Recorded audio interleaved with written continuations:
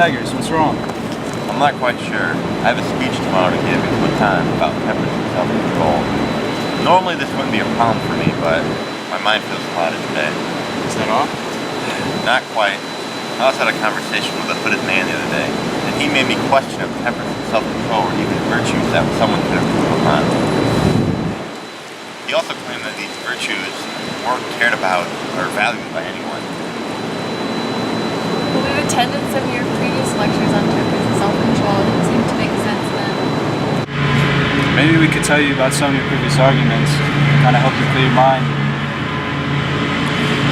I suppose it's worth a shot. Anything to get me back to my normal state of mind. And if we're going to be talking a while, I think we should go inside and have some out here.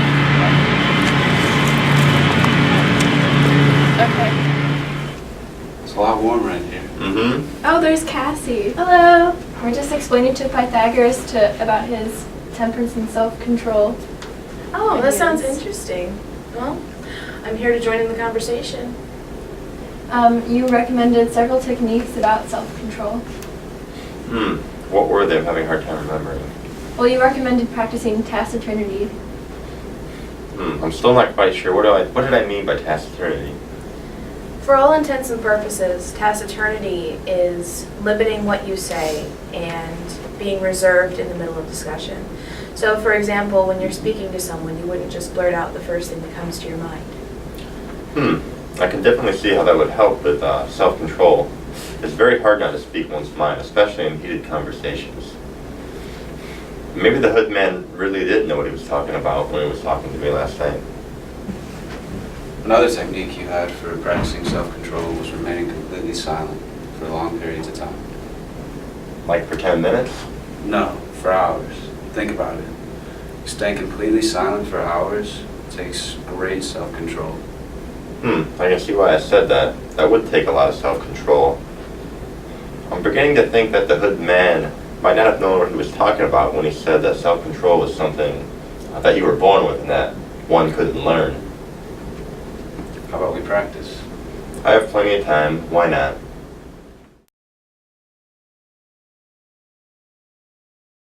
Well, how was it? Do you feel that you improved your self-control? I definitely do. That was really difficult. It really tested my self-discipline. I know I feel better about my self-discipline after that. Me too. Alright, you all have convinced me that self-control is something that one can improve upon. The hooded man did not know what he was talking about when he said that self-control was something you were either born with or you weren't. But I'm having trouble remembering what exactly I meant when I was talking about temperance. Could you remind me what that is? Well, temperance is essentially using one's self-restraint and abstaining from certain actions. It may be very similar to self-control, however, it's more focused on the long term, whereas self-control is more like dealing with using modesty and restraint in the present moment. You recommended that one should not chase after notoriety or fame and wealth in life because chasing after those would diminish one's temperance and self-control in the long run. Yes, allowing oneself to get caught up in being controlled by wealth and material actions could control someone and overwhelm them with the chase for wealth, and it can take away from what a person wants to do and needs to do in their life, and it can take away from the important things. I don't know why the hooded man said that these virtues of temperance and self-control are not cared about by anybody, because those seem like they're important and applicable to all. Constantly seeking wealth and fame will take one's energy away from the important things in life, such as reasoning and philosophy. That makes sense. If I was constantly trying to receive praise and gain notoriety for my works, to become famous, this would take away from me producing future philosophical works. The same would go for if I was preoccupied with trying to achieve great wealth. Do you see now why these two virtues are important for life?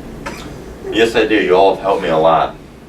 The hooded man really didn't know what he was talking about. I've regained my confidence, and my mind is no longer clouded. Well, I'm glad we could help.